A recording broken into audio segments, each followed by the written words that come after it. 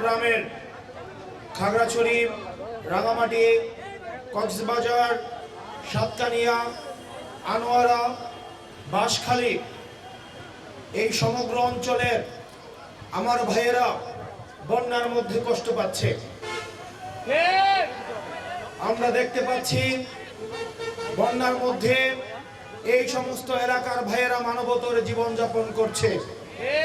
অত্যন্ত পরিতাপের বিষয়, দীর্ঘ 7 দিনের বেশি বন্যা আক্রান্ত হলেও এখনো পর্যন্ত ওইসব এলাকায় সরকারের পক্ষ থেকে পর্যাপ্ত সাহায্য সহযোগিতা পৌঁছায়নি।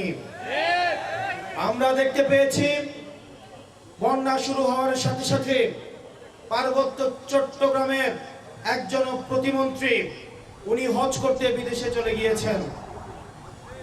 আমরা একই সাথে দেখেছি ঠিক ওই সময়ে আমাদের প্রধানমন্ত্রী আজকে পর্যন্ত উনি প্রায়োরিটি পর্যন্ত আমার পার্বত্য চট্টগ্রামের ভাইয়েরা বন্যায় কষ্ট পাচ্ছেন আর উনি বরিশালে সফরে যাচ্ছেন। এটি পার্বত্য চট্টগ্রামবাসীকে যেই বরাদ্দ দেওয়া হয়েছে 30 টাকারও কম প্রত্যেকজনকে বরাদ্দ দেওয়া হয়েছে।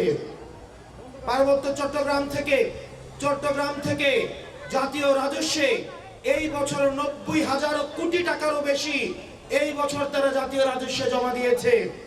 অত্যন্ত পরিতাপের বিষয়, তাদের এই সংকটকালীন সময়ে তাদের জন্য বরাদ্দ ছিল 30 টাকারও কম। প্রিয় সোনারগাঁওবাসী, অভ্যুত্থানের পরে আমরা দেখেছি প্রত্যেকটা জায়গায় সরকার তার কমিটমেন্ট থেকে পিছু সরে এসেছে।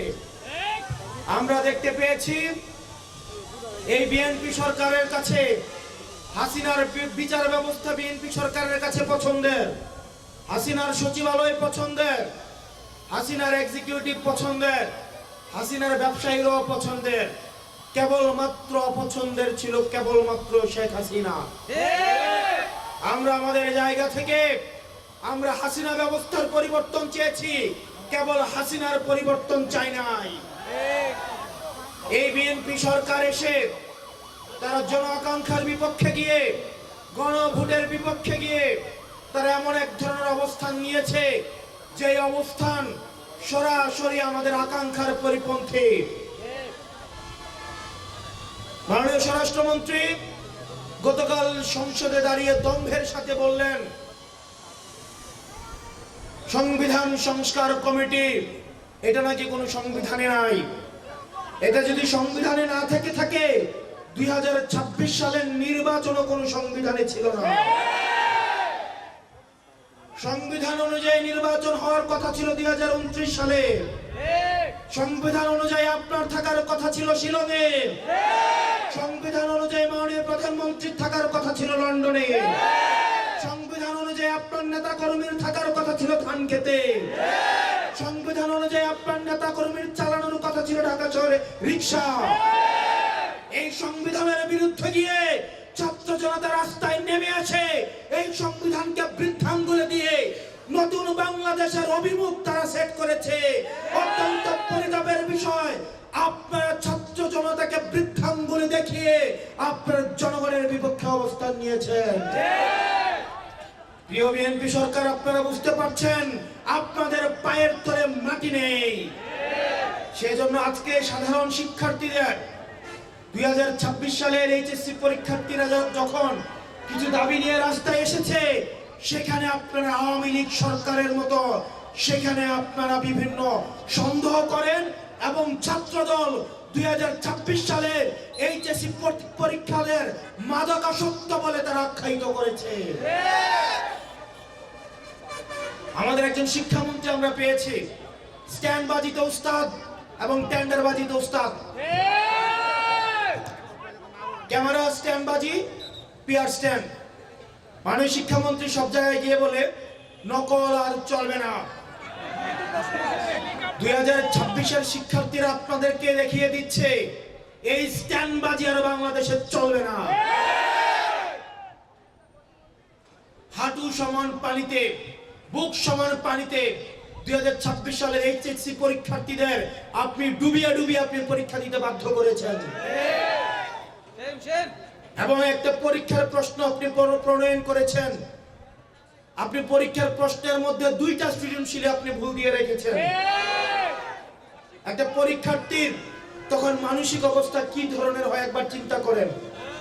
সে যখন দেখে প্রশ্নপত্রে ভুল, সে যখন নিজে চেষ্টা করে পরীক্ষায় উত্তর মিলানো, পরীক্ষা দিয়ে এসে হয়তো বুঝতে পারে প্রশ্নপত্রে ভুল, সে যখন উত্তর মিলাতে পারে না, তখন পরীক্ষার মধ্যে কি ধরনের মানসিক অবস্থা তৈরি হয় একবার চিন্তা করেন। আপনারা একবার দুঃখ প্রকাশের প্রয়োজন বোধ করলেন না, বরং এই শিক্ষার্থীদেরকে আপনারা বলছেন মাদকাসক্ত। এই শিক্ষামন্ত্রী, আপনি যাদেরকে ফার্মের মুরগি বলছেন, এই ফার্মের মুরগিরা রাস্তায় এসেছে বলে আজকে শিক্ষামন্ত্রী হয়েছেন। এই ফার্মের মুরগিরা রাস্তায় নেমে এসেছে বলেই শিলং থেকে এসে সংবিধান বিশেষজ্ঞ হয়েছে। এই ফার্মের মুরগিরা রাস্তায় এসেছে বলেই আজকে লন্ডন থেকে এসে বাংলাদেশের প্রধানমন্ত্রিত্ব করছে।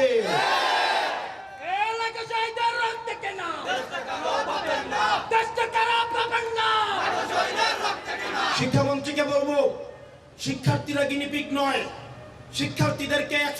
শিক্ষার্থীদেরকে নিয়ে এক্সপেরিমেন্ট বন্ধ করুন। কিছুদিন পর পর একটা জিনিস ইচ্ছা হয়, আপনারা সেটা তাদের উপরে চাপিয়ে দেন, শিক্ষার্থীদের উপরে চাপিয়ে দেন। এই শিক্ষার্থীদের আপনাদের এক্সপেরিমেন্টাল টুল না, যে যখন ইচ্ছে তাদেরকে নিয়ে এক্সপেরিমেন্ট করবেন, এক্সপেরিমেন্ট ফেল করলে আবার সেই এক্সপেরিমেন্ট তুলে নেবেন। কারণ আপনাদের সন্তানরা দেশে পড়াশোনা করে না, আপনাদের সন্তানরে আপনারা বিদেশে রেখে পড়াশোনা করান। পরের সন্তানদেরকে রাস্তায় রেখে রাজনীতি করাবেন, পরের সন্তানের ভবিষ্যৎকে নষ্ট করবেন, পরের সন্তানদেরকে নিয়ে এক্সপেরিমেন্ট করবেন। এই বাংলাদেশ নিয়ে এক্সপেরিমেন্ট আর আমরা আপনাদেরকে করতে দিব না। 2026 সালের এইচএসসি পরীক্ষার্থীদের প্রতি সংবেদনশীল আচরণ করার অনুরোধ করব। না হয় এই শিক্ষার্থীরা যদি রাস্তায় নেমে দৃঢ় অবস্থান নেয়, আপনার পাটাতন যে শক্ত না, এই অর্ধবেলা আন্দোলনে সেটা বোঝা গিয়েছে। প্রিয় সোনারগাঁবাসী, এই সোনারগাঁতে আমরা দেখেছি,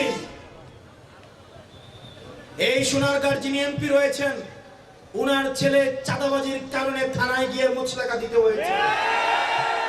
বাপ হচ্ছে এমপি, ছেলে করে চাঁদাবাজি, থানায় গিয়ে দেয় মুচলেকা।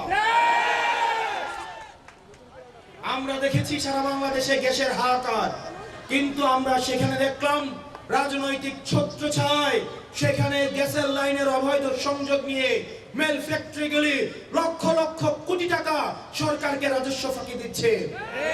সেখানে যে চুনা ফ্যাক্টরিগুলো রয়েছে, সেই ফ্যাক্টরিগুলোতে লক্ষ লক্ষ কোটি টাকা প্রত্যেক বছর রাজস্ব ফাঁকি দিচ্ছে। আরেকটা গ্রুপ রয়েছে, ভূমিদস্যুর গ্রুপ, মাফিয়া গ্রুপ বসুন্ধরা, সেখানে শত শত মাইল মাইল জমি তারা দখল করে নিচ্ছে। এবং তাদের কিছু মাফিয়া মিডিয়া সন্ত্রাস রয়েছে, সেটির মধ্য দিয়ে এই ভূমিদস্যু, চাঁদাবাজ এবং ধর্ষকদের পক্ষে তারা অবস্থান নিচ্ছে। প্রিয় সোনারগাঁবাসী, আপনারা দেখতে পাচ্ছেন এই সোনারগাঁয় যে নদীগুলো রয়েছে, যে খালগুলো রয়েছে, সেই খালগুলো রাজনৈতিক সমঝোতার মধ্য দিয়ে সেগুলোকে দখল করে ফেলা হয়েছে। আমরা 24 পরবর্তী বাংলাদেশে এই ধরনের বাংলাদেশ আমরা চাই নাই। ব্যবসায়ীর হাহাকারের মধ্যে রয়েছে, ফুটপাতের হকাররা হাহাকারের মধ্যে রয়েছে, রিকশাওয়ালা ভাইয়েরা হাহাকারের মধ্যে রয়েছে। 200 টাকা ইনকাম করলে 50 টাকা বিএনপি ছাত্রদল যুবদলকে চাঁদা দিতে হয়, স্থানীয় এমপিদেরকে চাঁদা দিতে হয়। এই চাঁদাবাজির বাংলাদেশ আর চলবে না। আপনারা যদি মনে করে থাকেন এই চাঁদাবাজির যাত্রা আপনারা অব্যাহত রাখবেন, মনে করার দরকার নাই এভাবে বেশি দিন খাইতে পারবেন। হাসিনার হয়তো 17 বছর লাগছে। আপনারা এটা বলেন সত্য, প্রত্যেক দিন জুলাই হয় না, প্রত্যেক বছর জুলাই হয় না, কিন্তু যখন জুলাই হয় তখন পালানোর জায়গা পাবেন না। হাসিনার জন্য ইন্ডিয়া ছিল। আপনারা বলেন আপনারা বাংলাদেশ পন্থী দল, আপনাদেরকে আমাদেরকে ইন্ডিয়াও নিবে না, পাকিস্তানও নিবে না, আমাদেরকে এই দেশের মধ্যেই থাকতে হবে। এবং আমরা যদি জনগণের আকাঙ্ক্ষার বিরুদ্ধে যাই, জনগণ আমাদের রাস্তার মধ্যে আমাদের বিচার করবে। প্রিয় সোনারগাঁবাসী, আমরা চেয়েছিলাম রাজনীতির গুণগত পরিবর্তন, সেই গুণগত পরিবর্তনের অংশ হিসেবে আমরা সারা বাংলাদেশের স্থানীয় সরকার নির্বাচনগুলোতে আমরা তরুণ নেতৃত্বের মধ্য দিয়ে আমরা রাজনীতির গুণগত পরিবর্তন করতে চাই। সেই পরিবর্তনের অংশ হিসেবে সোনারগাঁও উপজেলায় আমরা উপজেলা চেয়ারম্যান প্রার্থী হিসেবে আমরা তুহিন মাহমুদকে আমরা সমর্থন দিচ্ছি এনসিপির পক্ষ থেকে। একই সাথে আমরা সোনারগাঁও পৌরসভার মেয়র হিসেবে জনাব মুস্তফা ভাইকে আমরা এনসিপির পক্ষ থেকে আমরা সমর্থন দিচ্ছি। একই সাথে আমরা পিরোজপুর ইউনিয়ন পরিষদের চেয়ারম্যান পদপ্রার্থী হিসেবে আমার ডিপার্টমেন্টের ছোট ভাই ঢাকা বিশ্ববিদ্যালয়ের শিক্ষার্থী শাকিল সাইফুল্লাহকে আমরা সমর্থন দিচ্ছি। আপনারা বলতে পারেন